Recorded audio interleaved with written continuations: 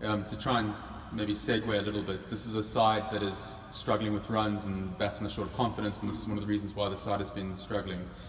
Has this AB thing put more pressure on the batsmen to perform? I mean, more pressure than they would have really been feeling. No, I would want him to flip it the other way and then to go and make runs to show that I actually deserve to be here. You know, because in the series that we've won since AB left, those same batsmen were making runs. You know, Rassi came in and he was averaging 80 or something by the time he got here. He's made 3 or 4 half centuries and stuff like that. Hash was struggling, but Hash is looking really good.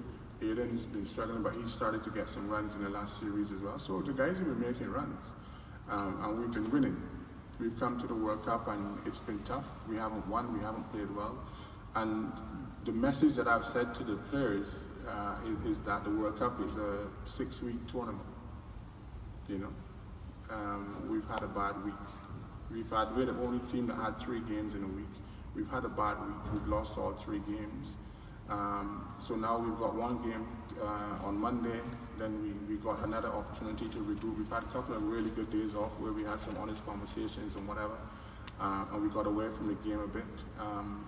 You know, but let's say we have a good week next week, and we win 2 or 3 games, then suddenly the whole thing changes. You know, but it's only us that can change it, and we can talk about AB all we want, but he's not here, so he can't help us. You know, we gotta do it. You know, and the players in the dressing room, I've got every confidence that they will do it because they've done it before. We went to Australia and won a series. It was 1-1 in that series in Australia, and we said, okay, we're gonna play this game like it's a cup final, like it's a World Cup final, or whatever. David got an unbelievable 100, Faf got 100, and we won that game. You know, so we know that we can play cricket. But we just have to keep believing in ourselves and in the people that we have here on tour with us. Otis, just looking at the tournament itself, and so South Africa's, you say we haven't played good cricket, but the decision making as well, in terms of you've got Aiden Markram in the squad, and you're at Hampshire, he doesn't play. Can you just run us through that, please? I was going to say something like he's not playing for Hampshire, but I understand what you're saying, you know, but when we look at the team that we needed to play against India with and with their spin threat, we thought that if we picked our best players of spin, that would help us. It obviously didn't because spin still got 5 wickets, but that was the decision was based around that. Otis, you say tomorrow a new week, you know, after 3 losses. Yeah. So what positives do you take from those 3 games that you can start from tomorrow or Monday? I think if you look at it, and I've said this to the players also, when you look at World Cups and teams that win World Cups, you know, the best players or the seniors are the ones that carry the team, and the youngsters, obviously they fill in and they do their job as well. And so far, the seniors haven't really took as much of the leadership as I would expect, you know, as we're going to need. So we've had that conversation around our best players performing.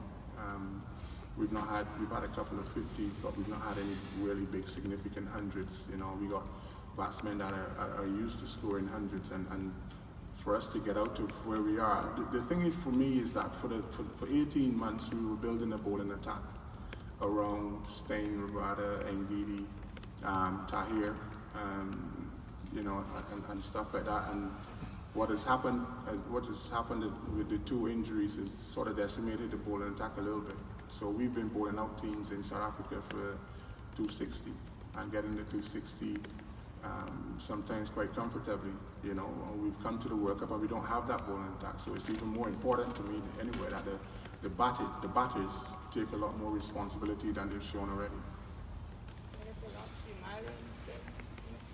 Otis, this West Indies team has evolved over the years, you know, certainly since you were involved with them. And you mentioned in an earlier press conference when you were asked about your thoughts on Jafra, but can you just chat about this current team and the threats they pose and how different they are to previous Windies teams that have come to World Cups?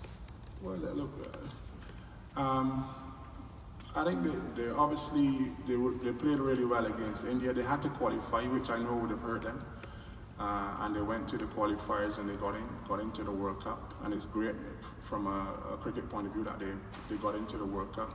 And they're always dangerous when they come to World Cups. Chris is playing very well at the moment. They've decided that it seems that they're going to go on an all-out attack with the way they set the team up with 4 and 5 fast bowlers and stuff like that. But West Indies teams have always been dangerous, and this one is no different. There are a lot of players in there that can win matches. They've always had match winners,